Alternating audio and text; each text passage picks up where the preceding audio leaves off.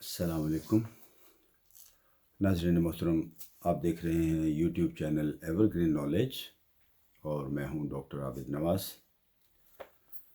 ناظرین، آج ہم جماعت ششم یعنی چھٹی جماعت گریڈ 6 کے طلباء کے لیے ان کی درسی کتاب کے صفحہ نمبر 54 پر موجود سبق جو ہے، یہ ایک نظم ہے جس کا عنوان ہے بادل کا گیت، اور اس کے شاعر ہیں احمد ندیم قاسمی۔ تو یہ ہم طلباء کے لیے پڑھیں گے تاکہ طلباء کی جو ہے وہ شعر فہمی بہتر ہو، نظم کو پڑھنے کا انداز وہ سیکھیں، اور اس کے ساتھ ساتھ ہم اس نظم کے جو تدریسی مقاصد ہیں اور اس کے مشکل الفاظ کی وضاحت کریں گے تاکہ طلباء اس نظم کے اشعار کا معانی اور مفہوم ان سے بھی آگاہ ہو سکیں۔ تو عنوان ہے بادل کا گیت، شاعر ہیں احمد ندیم قاسمی، اور تدریسی مقاصد ناظرین گرامی اس نظم کے یہ ہیں کہ بچے اس نظم کو پڑھنے کے بعد یہ جان جائیں کہ کس طرح بادل جو ہیں وہ بنتے ہیں، کہ سمندر کے پانی سے جو بخارات اٹھتے ہیں وہ فضا میں بلند ہونے کے بعد بلندی پر جا کر وہ بادل کی صورت اختیار کر لیتے ہیں، اور پھر وہی بادل بارش برسانے کا باعث بنتے ہیں، اور وہ بارش جو ہے ہماری زمین کو کس طرح سے سیراب کرتی ہے، پانی وہاں پہنچاتی ہے، اور اس کے نتیجے میں فصلیں، پھل، سبزیاں، اناج وغیرہ جو ہے یہ سب میسر آتا ہے۔ تو یہ اللہ تعالیٰ کی طرف سے ایک نظام ہے، یعنی قدرت کا یہ نظام ہے کہ کس طرح سے اس زمین کو سرسبز کرنا ہے، اور you can say that it is a cycle of rain and water. پانی اور بارش کا یہ ایک پورا ایک سائیکل ہے، ایک سرکل ہے کہ کس طرح پانی زمین پر ہوتا ہے، زمین سے اٹھتا ہے، فضا میں بلند ہوتا ہے، بادل بنتے ہیں، بارش برستی ہے، اور پھر دوبارہ سے یہ پانی زمین کی طرف لوٹتا ہے اور یہاں سے پھر دوبارہ آسمان کی طرف اٹھتا ہے۔ تو یہ ایک پانی کا یوں سمجھ لیجئے کہ یہ ایک گول چکر ہے، یہ ایک سرکل ہے، یہ ایک سائیکل ہے۔ اب اس کے بعد اس نظم میں آنے والے جو الفاظ ہیں، جیسے پہلا لفظ ہے آفت، آفت کا معنی مصیبت، پھر اس کے بعد ہے پربت، پربت کا معنی پہاڑ، شعائیں، سورج کی کرنیں، سیپیاں، سیپیاں یہ سمندر کے اندر بننے والی وہ قدرتی ایک یوں سمجھ لیں خول نما ایک چیز ہوتی ہے جس کے اندر برسنے والا پانی جو ہے وہ قیمتی موتی میں بدل جاتا ہے۔ پرچھائیاں، اس کا معنی ہوتا ہے سایہ، اور پٹخنی کا معنی ہوتا ہے کسی کو گرانا، اور دمکا کا معنی ہوتا ہے چمکا، اور گتھی کا معنی ہوتا ہے کوئی مشکل پہیلی یا مشکل ایسا مشکل نقطہ جس کو حل کرنا آسان نہ ہو۔ بلبلانا کا معنی چیخنا یا چلانا یا تڑپنا، اور بپھرا کا معنی ہوتا ہے بہت غصے میں اور شدید یعنی غصے کی حالت میں۔ تو یہ مشکل الفاظ ہیں اس نظم کے ناظرین۔ تو اب ہم اس کی جو ہے ریڈنگ کریں گے، بلند خوانی کریں گے تاکہ طلباء کو شعر کو پڑھنے کا طریقہ اور انداز آئے۔ ناظرین، ایک اور بات عرض کر دیں کہ یہ نظم جو ہے اس کی حیت بھی مثلث ہے۔ مثلث جیسا کہ ہم پہلے بھی بتا چکے ہیں طلباء کو کہ مثلث اس نظم کو کہتے ہیں جس کے ہر بند کے 3 مصرے ہوتے ہیں، یعنی 3 سطور ہوتی ہیں یا 3 لائنیں آپ کہہ سکتے ہیں، 3 لائنیں ہوتی ہیں۔ تو اس کے ہر بند میں بھی 3 لائنیں ہیں۔ اگر آپ اس کو گنیں گے، اس نظم کے بند جو ہیں ان کی اگر تعداد گنیں تو یہ 11 ہیں، ٹھیک ہے۔ اس نظم کے بند جو ہیں وہ 11 ہیں، اور ہر بند میں 3 مصرے ہیں۔ تو شروع کرتے ہیں. نظم ہے بادل کا گیت. میرا گھر سمندر کی گہرائیوں میں رہتا تھا لہروں کی پرچھائیوں میں. میرا گھر سمندر کی گہرائیوں میں رہتا تھا لہروں کی پرچھائیوں میں. کبھی سیپیوں میں کبھی کائیوں میں رہتا تھا لہروں کی پرچھائیوں میں. مگر ایک دن شوخ تفتیشوں آئیں پکاریں کہ آ تجھ کو تارے دکھائیں.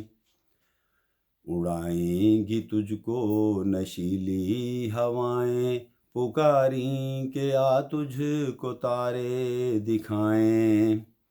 ستاروں کی دھن میں وطن چھوڑ آیا ہواؤں نے شاخوں پہ مجھ کو بٹھایا. سمندر سے اٹھا پہاڑوں پہ چھایا ہواؤں نے شاخوں پہ مجھ کو بٹھایا. مگر تیز جھونکے نے آفت یہ ڈھائی مجھے ایک پربت کی چوٹی دکھائی. کہا اس سے لڑ کر دکھا میرے بھائی مجھے ایک پربت کی چوٹی دکھائی. میں لپکا تو پربت نے مجھ کو دھکیلا وہ اکڑا میں گرجا وہ بھپرا میں کھیلا. پر افسوس فانی ہے کھیلوں کا میلہ وہ اکڑا میں گرجا وہ بھپرا میں کھیلا. پہاڑوں نے ایسی مجھے پٹ خنی دی کہ تنگ آ کے میدان کی میں نے راہ لی. مجھے لے اڑیں شوخ پریاں ہوا کی کہ تنگ آ کے میدان کی میں نے راہ لی. میں جب تھک گیا زور سے بل بلایا ہواؤں کو بجلی کا کوڑا دکھایا. ادھر سے نکل کر ادھر گھوم آیا ہواؤں کو بجلی کا کوڑا دکھایا. میں لپکا میں پلٹا میں گرجا میں چمکا دھواں بن کے چھایا دیا بن کے دمکا. کسی کو نہ تھا رنج کچھ میرے غم کا کسی کو نہ تھا رنج کچھ میرے غم کا.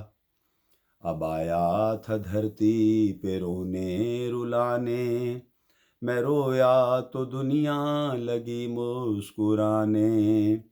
یہ کیا راز ہے ہائے یہ کون جانے یہ کیا راز ہے ہائے یہ کون جانے. میرے آنسوؤں سے زمیں دھل چکی ہے میری زندگی اس طرح گھل چکی ہے. مگر ایک گتھی تو اب کھل چکی ہے مگر ایک گتھی تو اب کھل چکی ہے. یہ سب نالے دریاؤں میں جا گریں گے وہ دریا سمندر میں جا کر ملیں گے. سمندر سے مل کر میرے دن پھریں گے سمندر سے مل کر میرے دن پھریں گے.